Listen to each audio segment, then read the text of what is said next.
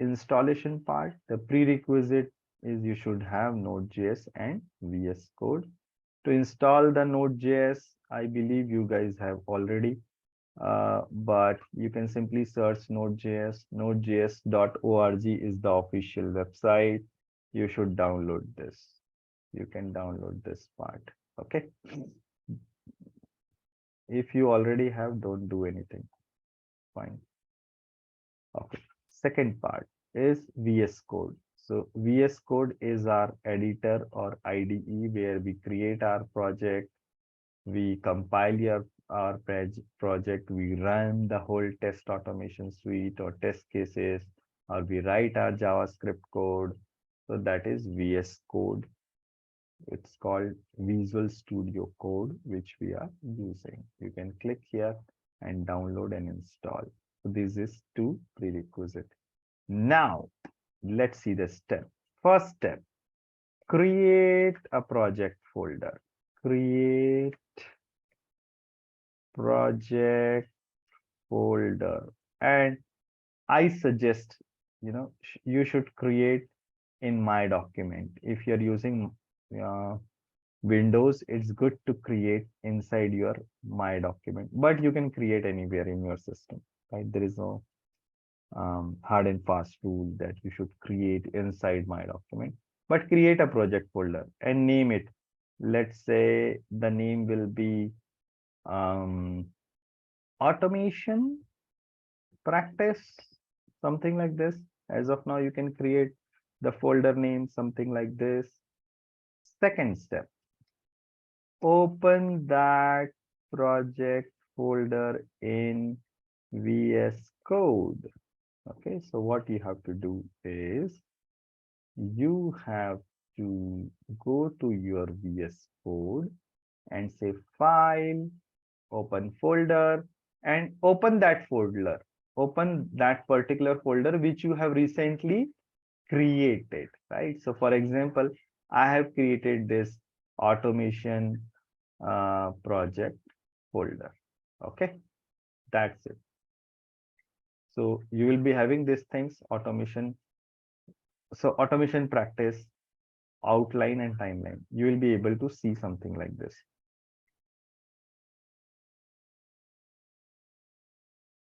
Now we have a simple folder. Now we want to create this folder as a what do we say, as a JavaScript project or as a node module, right? So what you have to do is go to your terminal. Okay, you can click in this plus cross icon and terminal will come. Either you can do it in that way, or you can click here and you will be able to see new terminal. Okay, go to the terminal and run a command. Say npm init -y. Okay, I am giving you this command in chat window. You have to run exactly same thing, npm init -y. Okay, you have to run this command. Once you will run this command, you will be able to see package.json. You will be able to see this package.json. Let me know once you are able to see there is a package.json is created. The next step is let's install Cypress itself. So what we will do is we'll open the Cypress website. Let's search in Google Cypress. We'll go to its official website. The official website is this. I'm sharing you that in chat window. So this is the official website for Cypress. Okay. Now you can follow something. So you have to install the Cypress library now. You have to install Cypress library. Okay. So that is very simple. Just a command. So you have to run this command. npm install cypress --save -dev. So I'm giving you that in chat window. You just have to copy and paste it in the terminal and execute it. Okay. What you have to do, you have to go to the terminal and say npm install cypress hyphen hyphen save dev. This will take around 2 minutes and Cypress will be installed in your system.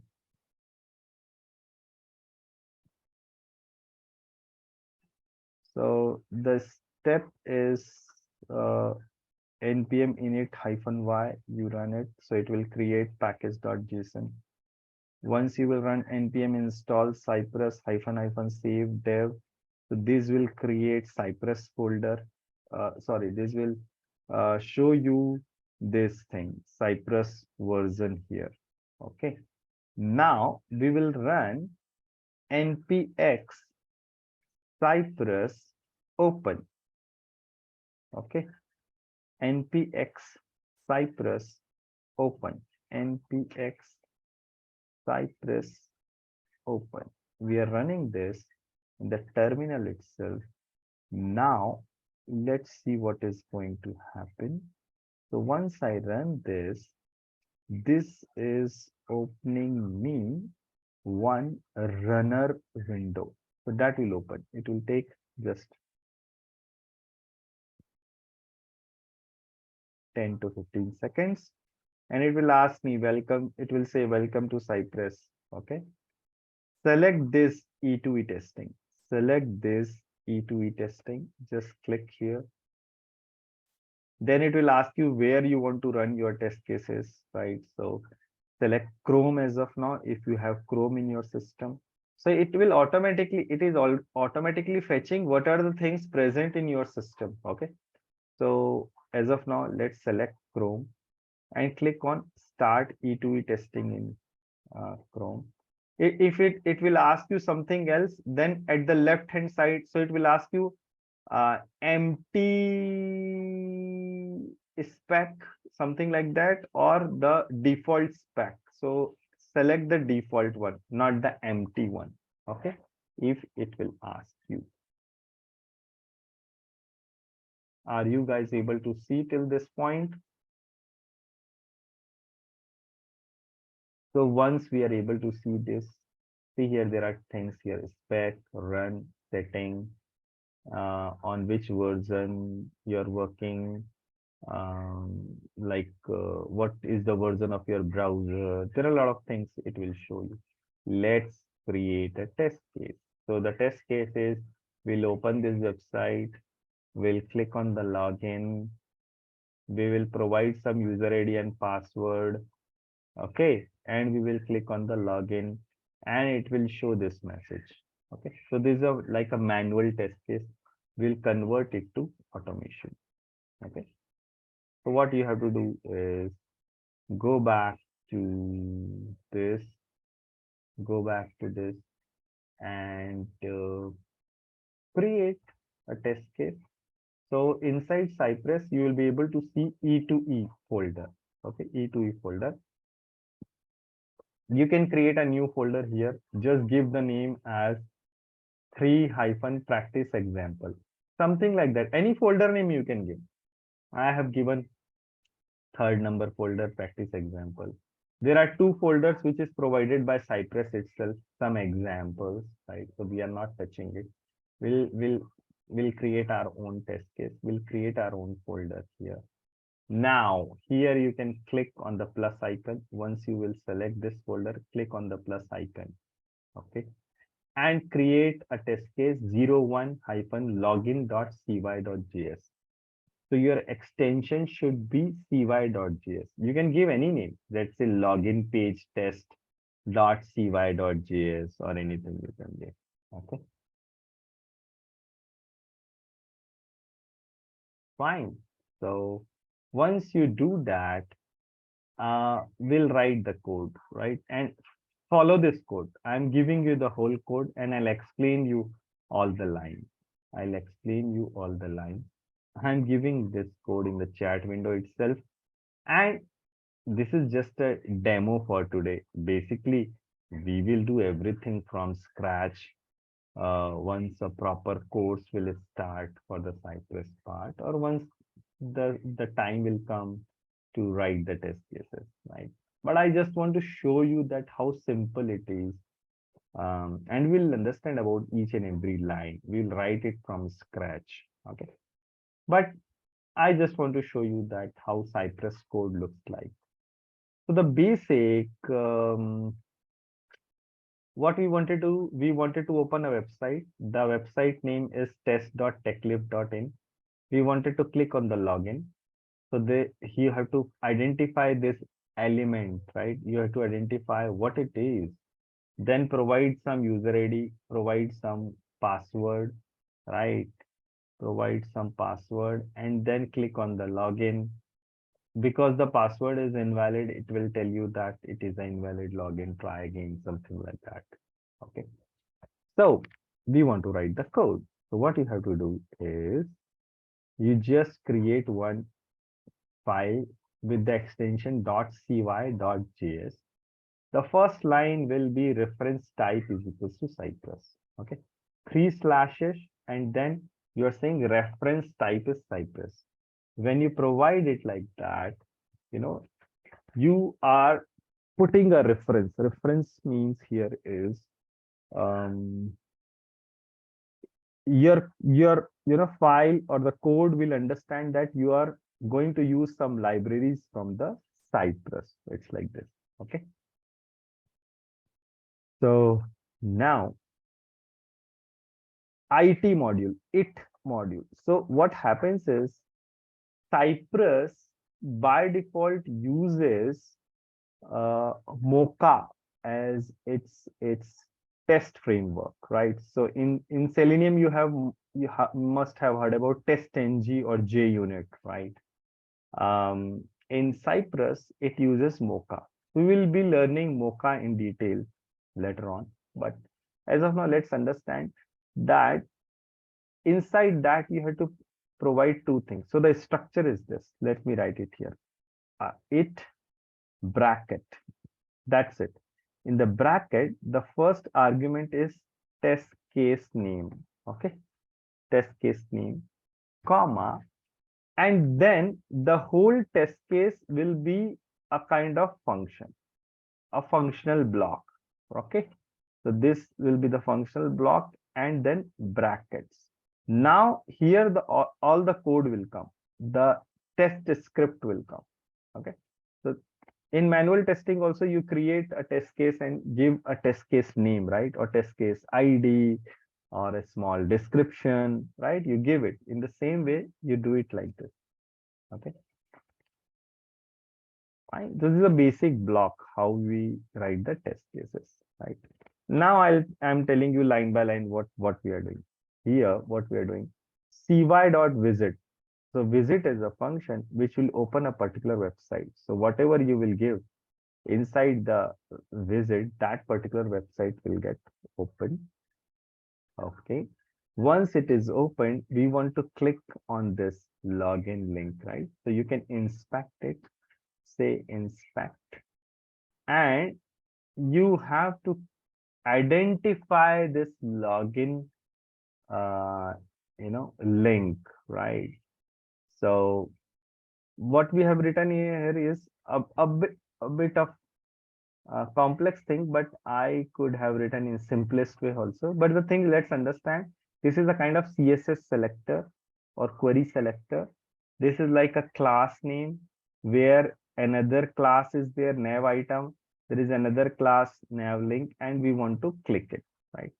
If you don't want to do it, all these things, you can use simply you can right click here and you can say copy selector, right? You can copy this also, or copy XPath also you can do, but as of now you can say copy selector.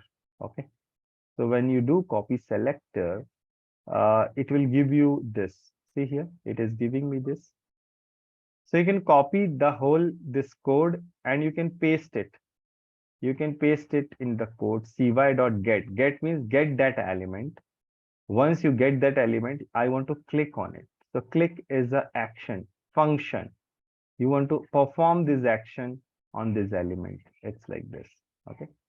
Then once you click here in the login, what you want to do? You want to identify this particular uh, what we say text box, right? So you can inspect it here. There is a arrow icon here, and I'll place it again here. So it's saying me that input type is equals to text, ID is equals to login email. So you can use ID. You can copy this and you can write the code like cy.get hash login email. Hash means ID. Login email. Then you can set dot type. Type means you want to put something in that text box. I want to put ABCD here. Okay. ABCD. That's it. Then in the same way, for the password field, inspect it again. The ID is, see here, login password. So we are able to identify this element uniquely. Okay. So the code will be cy.get login password, and then you want to type some value. Okay. And then I want to click on the login button here, right? So let's inspect it. So if I inspect this, it's saying me button class is equals to this. We can create our own thing also. So for this particular button, we can basically create XPath or something, but we'll say button type is equals to submit. Okay, that will also work. That will also work. But there are three buttons which has the submit thing, right? But we want to identify a particular button login. So you can use btn login also as a class name. So type is equals to, just a minute, type is equals to submit, and class contains star is equals to, that means contains btn hyphen login. Okay. So now it is identifying it uniquely. One of one it is saying, right? So I'll copy this and I will write in my code. Instead of using this, I'll use this. Just a minute. Okay. And I'll save this. I will save this code. And how to run this program then? How to run it? So your Cypress runner is open, right? Here, if you click here, and you'll be able to see your new test case. In we have created this folder, right? 3 practice example or whatever folder name you have given, and your test case. If you click here, this test case will get executed. It's executing, right? So it's saying some issue, um, webpack compilation error, build failed or something. It's showing me as of now. Let me refresh it. Maybe some issue at my end. Let me refresh it, or let's close it. Let's run it again. Okay. So I was just checking whether we have written it correctly or not. Let me save it. There is some issue to showing me, but it's fine. So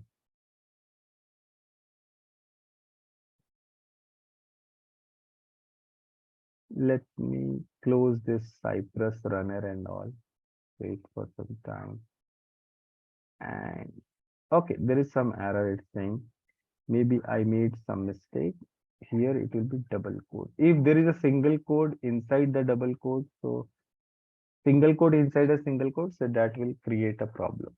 Okay, I am running it again. So the command is npx cypress open. So I'll say npx cypress open, enter. Oh, it's saying some version issue and all for me, but it's fine. Okay, so it's opening it here. I'll select E2E testing. I'll select Chrome, say start this testing. And now I'll select my test case.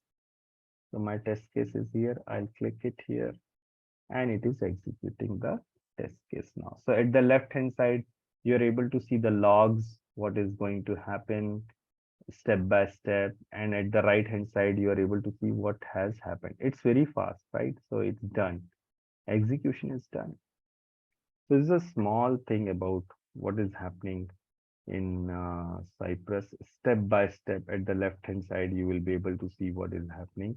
At the right hand side, you will be able to see, you know, what has happened. So if I hover over this, it's saying that you are working with this particular step. When you typed ABCD, then what was happening, right? Then when you open the website, what was there, and everything it is showing, right? It it it keeps a track of whatever action you have performed. Okay, here in the logs. At the right hand side, you are able to see the whole execution. If I want to run in Firefox, I can simply change it here, say Firefox. Okay, and now the same test case will get executed in Firefox. Okay,